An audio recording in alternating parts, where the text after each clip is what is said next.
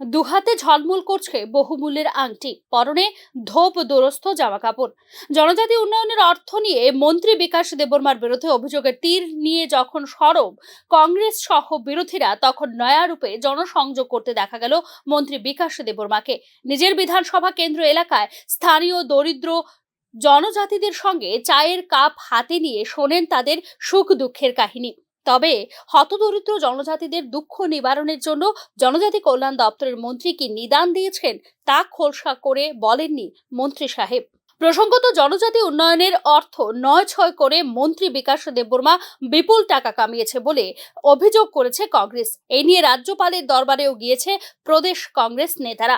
বিরোধীদের অভিযোগ নিয়ে মন্ত্রী বিশেষ কিছুই বলেননি, তবে জনজাতিদের মন পেতে মন্ত্রী বিকাশ দেববর্মা যে আপ্রাণ চেষ্টা করছেন বহু কাঙ্ক্ষিত জনসংযোগ কর্মসূচি পর তা দিনের আলোর মতো পরিষ্কার।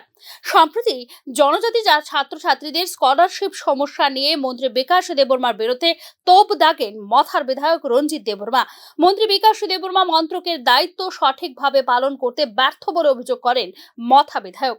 হাঁটু অবধি ছেঁড়া কাপড় পরা দরিদ্র জনজাতিদের সঙ্গে মন্ত্রীর আংটি শোভিত চা আড্ডা টেকনিক কতটা কার্যকর হবে তা আগামী দিনেই বোঝা যাবে বলে মনে করছেন স্থানীয় মহলের ভুক্তভোগী জনজাতি মানুষ। Bureau report, news now.